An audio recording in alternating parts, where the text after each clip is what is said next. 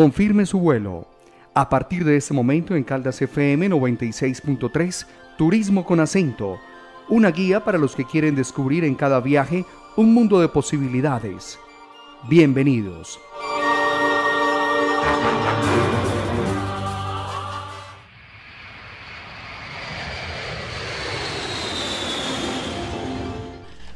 Muy buenas tardes, amables oyentes. Qué rico volver a estar con ustedes en el primer programa del año. O sea que este año vamos a estar muy juiciosos con ustedes, hablando del turismo internacional, nacional, local y todo el acontecer de este bello negocio. Vamos a empezar hoy con un programa muy bueno, lo auguro muy bueno, porque yo sé que tengo un personaje aquí que es excelente. Voy a, como siempre, traigo mi frasecita, pues ¿por qué no? Y esa frase dice así: la calidad no es un lujo y no tiene por qué estar necesariamente vinculada al precio, sino a las expectativas del servicio que tiene el cliente cuando pide un servicio turístico. Esto lo dice una española muy famosa del área, que se llama María Cruz Cádiz. El primer semestre del año decimos en Manizales que no es como muy movido en turismo, pero yo me quedo aterrado. Tenemos la Feria de Manizales, empezamos con ella, y tenemos ni más ni menos, y encima ya la Feria Equina, que es muy importante en el país porque es una feria grado A, o sea, la máxima calificación para equinos que vienen a concursar aquí en Manizales.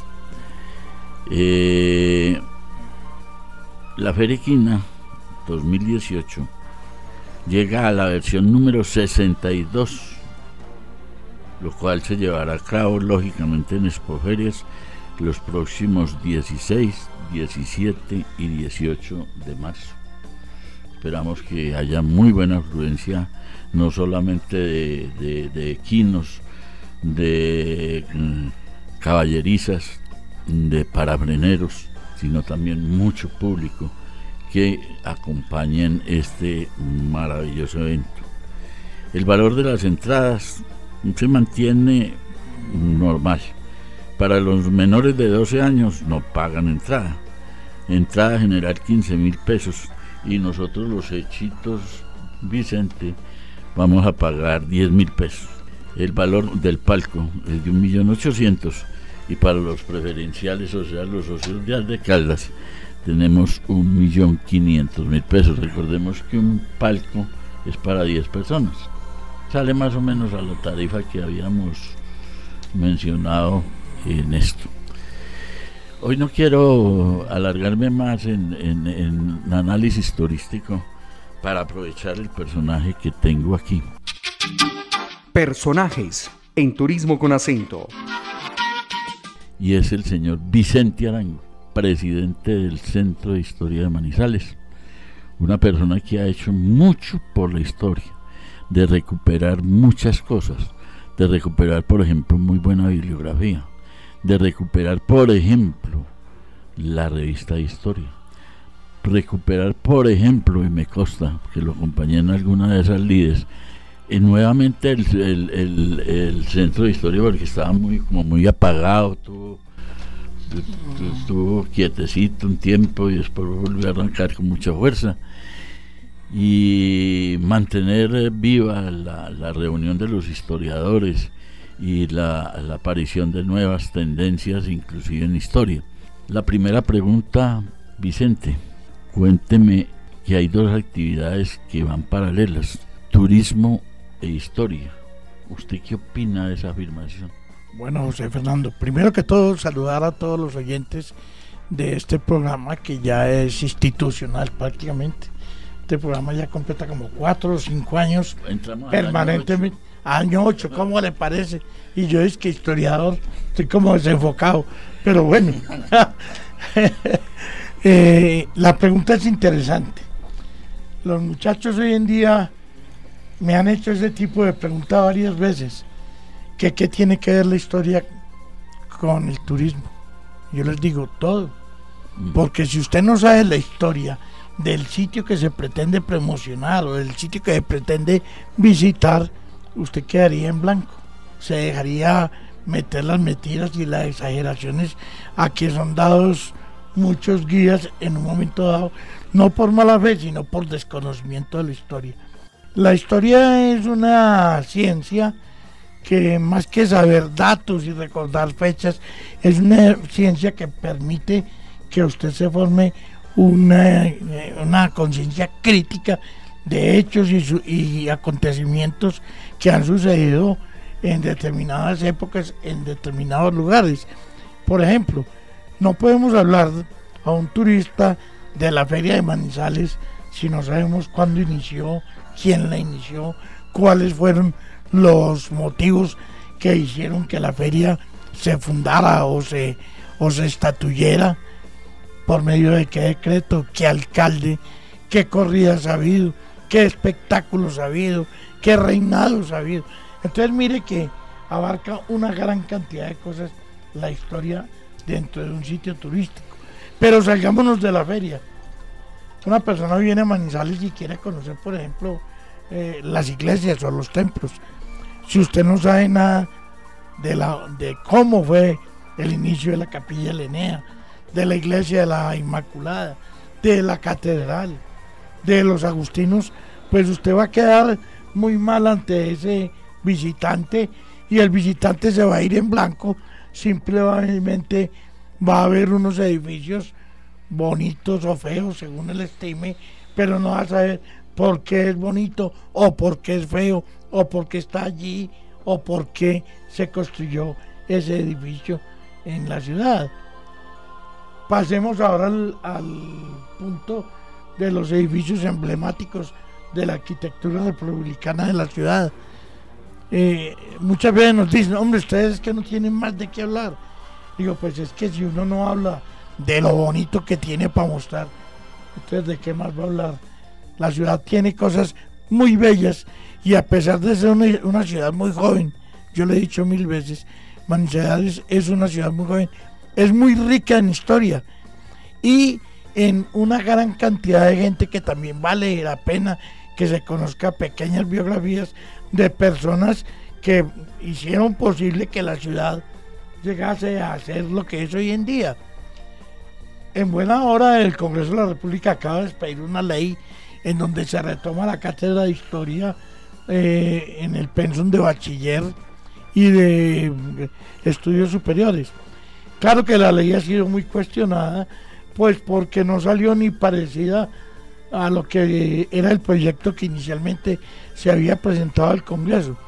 Pero yo digo, mire, con esta ley, así haya quedado coja o adolezca de algunas cosas, ya es susceptible de introducirle cambios, de introducirle decretos reglamentarios y de introducirle muchas reformas que lo más seguro es que se necesitan y que se le van a hacer, porque es que Roma no se hizo en un día.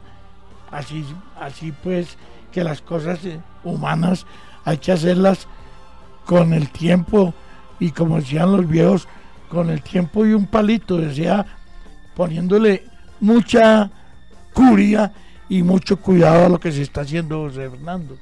Hay un fenómeno mundial, yo digo, por lo menos en los países más turísticos, en México, en países de Europa, inclusive en los mismos Estados Unidos, pues para no citar, por ejemplo, ahora que está de moda Rusia con el Mundial, y no solamente con el Mundial, sino de los tesoros arquitectónicos que posee este país. Pero hay una cosa que le venden a uno mucho en esos viajes, es la anécdota. Yo le voy a pedir a Vicente que, si yo tengo razón, no solamente le explique que es una anécdota histórica, además, y si se acuerda de una anécdota de esas buenísimas de Manizales. Por supuesto que todo sitio en el mundo, por ser una obra humana, está llena de vivencias de muchas personas, y esas vivencias son las anécdotas, son pequeñas historias de cada personaje en un momento dado, que son algunas llenas de humor, otras de socarronería y otras de malicia. Esas anécdotas enriquecen el folclore, enriquecen la historia regional y da cuenta de la inteligencia de muchas personas en un momento dado. Manizales está lleno de eso. Aquí hemos tenido personajes espectaculares. Para los que tenemos un poquito más de los 50 años, no digo cuántos porque se burlan, recordamos haber oído del famoso Polo Giraldo, el papá del padre Polo Giraldo. Ese era un viejo muy inteligente, un tipo pues que no tenía mucha instrucción, pero era muy inteligente y además un hombre lleno de apuntes jocosos y de mucha socarronería. Por ejemplo, una vez lo pillaron en el Parque Bolívar mirando hacia la catedral muy atentamente, llevaba más de 2 horas. La catedral estaba en los últimos toques de la construcción, estamos hablando de los años 34, 35, 36, fue la anécdota, y miraba hasta que un curioso se arrimó y le dijo: Polito, ¿usted qué está haciendo mirando para la catedral? Yo hace rato lo veo mirando para allá. Y yo: no, es que eso está muy grande, mijo. Y como todo el mundo ha donado aquí para hacer la catedral, yo estoy mirando a dónde quedaron mis volticos de cemento que yo doné.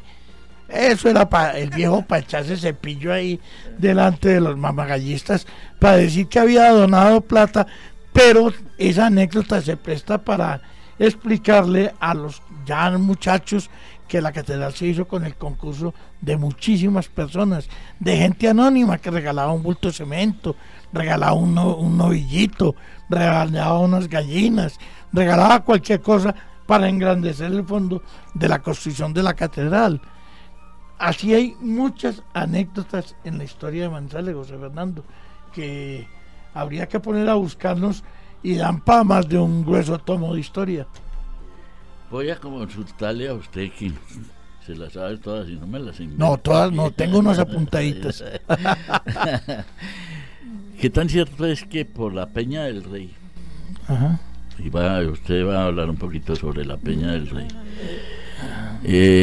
Bajado, era un cazadero de dantas. Y allí dicen que un cazador muy famoso de aquí cazó una danta bajando por la Peña del Rey. A ver, la Peña del Rey es la montaña tutelar de mi familia. Ese sitio ahí, eso era una finca que se llamaba La Clorinda, eso era de mi abuelo Esteban Arango Jaramillo. Ahí al pie de la peña, ese era el papá de mi papá, Pedro Nel Arango, ahí quedaba la casa de esa hacienda, hoy en día es de una familia Ramírez, especializada en ganado normando, pero ahí sucedieron muchos hechos de la historia de Manizales. ¿Por qué? Pues porque don Esteban era hijo de don Francisco Arango, el hijo mayor de José Joaquín Arango, uno de los fundadores de la ciudad, y por ahí era el camino para subir al Nevado del Ruiz. Entonces ese sitio, que es un poquito más arriba de Gallinazo, para los que hemos caminado por todo ese sector, pues nos es familiar, y para los que hemos tenido conexiones de familia, conocemos mucho. Los muchachos de hoy en día preguntan que qué es la Peña del Rey. Le digo: hombre, párese en el Parque Fundadores en una tarde de esas despejadas, cuando el sol le está pegando allá, y usted ve una peña que parece como un rey que fuera camello, que fuera montado en un camello, y se le ve la vara de mando. Eso ha sido sí, un sitio tutelar de Manizales, pues por muchas razones, no solo por el camino, sino por la clase de habitantes que tenía el sector, sino que allí también, aledaño, hay varias minas de oro, y por ahí era donde bajaban los mineros a la Enea, porque a principios del siglo XX Manizales era una ciudad completamente rica en oro. Allá están las minas de la Coqueta, la Cascada, Tolda Fría, bueno, todas están en ese sector, y fueron minas que produjeron muchísimo oro, y con eso se financió mucha expansión comercial y social de la ciudad de Manizales. Es que le hice la pregunta también adrede porque toda esa zona del páramo era muy rica en fauna y flora, sobre claro. Y aquí había anta, había venado, había liebre, había cóndores, bueno, para no seguir enumerando la riqueza que tenía eso. Y allá, por ejemplo, la anta desapareció. Como en casi todo el territorio nacional. Exacto. Lo mismo que el cóndor. Lo mismo que el cóndor. Se volvió una especie en vía de extinción, mejor dicho, si podemos llamar así. Y le hice la pregunta porque es que ya vieron ustedes la riqueza con que contestó la pregunta Vicente, pues al fin y al cabo es un erudito en la materia, pero también para rescatar que cuando hay protección de los animales, vuelven a poblar. La prueba es que aquí en Manizales ya han encontrado dentro de la ciudad puma y tigrillo, ¿cierto? Sí, claro. Inclusive hasta venado ya se arrima a... Pero eso se lo debemos a dos personajes en concreto. Los bosques que hoy en día están en esos sectores de la parte alta de Manizales, el uno es de la CHEC y el otro es de las empresas públicas de Manizales, concretamente de Aguas de Manizales. Esa reforestación que se hizo en un 80% con especies nativas, es decir, no fue con pinos ni con eucaliptus, sí hay, pero muy poco.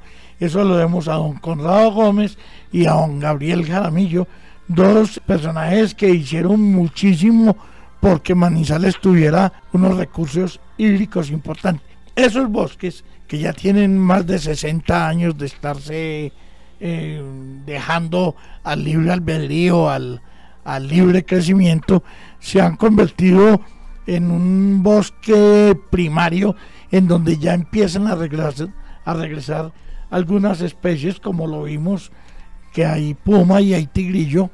Eso está documentado en el periódico La Patria. Recuerden que en la feria pasada apareció en el barrio La Enea un tigrillo, y el puma fue por allá como en octubre o noviembre del año pasado.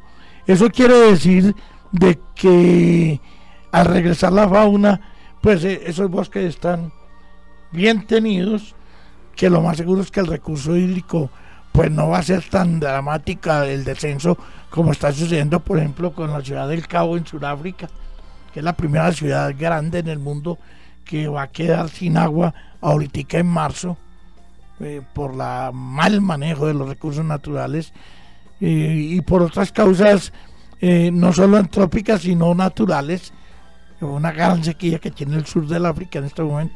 Para que vean ustedes lo que es la historia de Manizales, lo que ocurre a los alrededores de Manizales. Yo me atrevo a invitar a Vicente Arango para que hagamos un segundo programa. Cuando usted quiera, José Fernando. Usted sabe que esto me apasiona, me gusta que la gente sepa muchas cosas que de pronto se le ha olvidado. No digamos que no sabe, no, se le ha olvidado, porque la historia es una materia que hay que estarla repasando, porque uno para retener fechas y nombres es difícil, pero cada que me llame aquí estoy presto. Les agradecemos mucho la audición de hoy a ustedes que nos escuchan y nos ven también, porque ustedes saben que este programa se replica por las redes sociales en un audiovisual bonito, yo diría, por lo menos eso dice la gente, no me cabe a mí como director del programa decirlo. Los esperamos para dentro de 8 días a la 1 de la tarde. Muchísimas gracias por habernos dejado llegar a sus hogares.